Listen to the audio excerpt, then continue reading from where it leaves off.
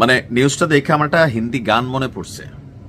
মোদিজি মোদিজি ক্যা হে বাপু তেরা প্ল্যান, এসে করে না এসে করে না। মানে খুবই জনপ্রিয় একটা গান ছিল। কেন বললাম, হঠাৎ করে ভারত বাংলাদেশের সম্পর্কের অবনতির মধ্যে মোদিজির মাথায় আসলে কি ঘুরছে, বেশ কিছু সাসপিশিয়াস ঘটনা ঘটছে। আপনি বিচ্ছিন্ন ভাবতে পারেন, বাট যদি আপনি মনে করেন যে একটা কানেক্টিভিটি আছে, লাইক এ প্যারালাল কানেক্টিভিটি থাকে না, যে একটা বিন্দুর সাথে আরেকটা বিন্দুর যে কানেক্টিভিটি।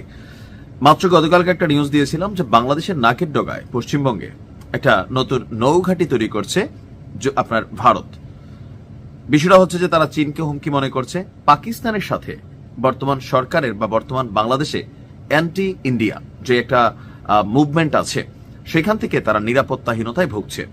এর মাঝখানে আজকে আবার খবর আসছে যে ভারতের পশ্চিমবঙ্গ, আসাম এবং ত্রিপুরায়, এগুলা কোন রাজ্য?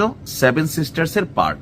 7 যে রাজ্য ভারতের বলা হয়ে থাকে, সেই সেভেন সিস্টার্স এর যে পার্ট হচ্ছে একটা অংশ পশ্চিমবঙ্গ ছাড়া আসাম এবং ত্রিপুরা। সেখানে যখন দ্বিতীয় বিশ্বযুদ্ধ সংঘটিত হয়েছিল, তো সেই দ্বিতীয় বিশ্বযুদ্ধের সময় বেশ কিছু বিমান ঘাঁটি তৈরি করা হয়েছিল, আর সেই বিমান ঘাঁটিগুলোকে পুনরায় চালু করার পরিকল্পনা করেছে ভারতের সরকার। মানে তাদের মাথায় কি ঘুরতেছে?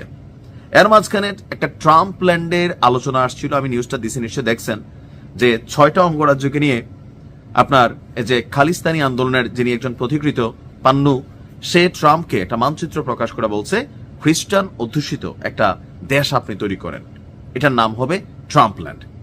তো স্বাভাবিকভাবে দিল্লিতে টেনশন তৈরি হয়েছে। প্রতিবেশী রাষ্ট্র হিসাবে বাংলাদেশ নিয়ে একটা কনসেন্ট্রেশন আছে, পাকিস্তান নিয়ে তো অলওয়েজ টেনশনে, চীন আছে মাথার উপর আরেক ঝামেলা।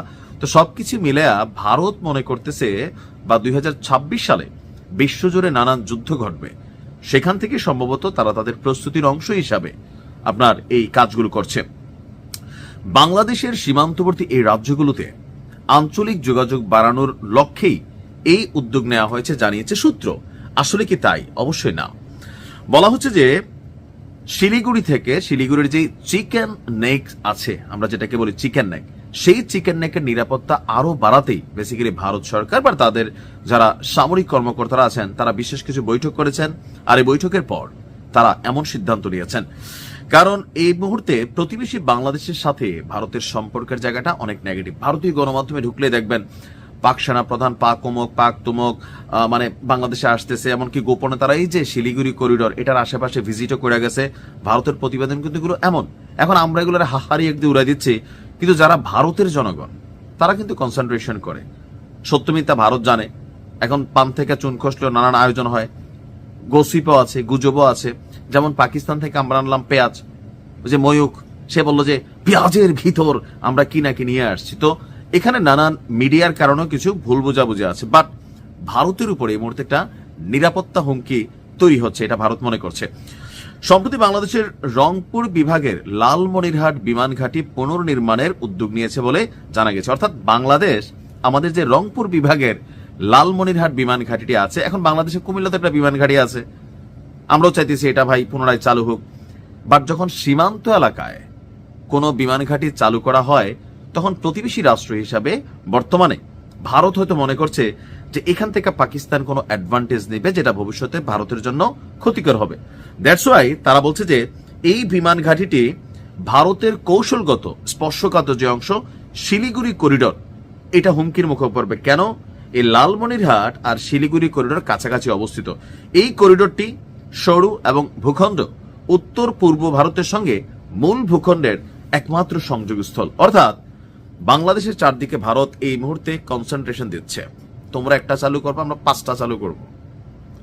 আমার মনে হয় যে একটা যুদ্ধ পরিস্থিতি ভারত ফিল করতেছে, যে পাকিস্তান যে কোনো সময় যে কোনো কিছু ঘটাইতে পারে। তো পাকিস্তান তো ঘটাচ্ছেও, ভারতে অনেক আতঙ্কবাদী হামলা টামলা এগুলোতে পাকিস্তানিরা জড়িত, বাস্তবতা এটাই। আবার পাকিস্তানেও অনেক ঘটনায় ভারতের জড়িত। সো এটা দুই পরাশক্তির খেলা, মাঝখানে পড়ে বসছি আমরা। আল্লাহ প্রিয় মাতৃভূমিকে হেফাজত করুক। আসসালামু আলাইকুম।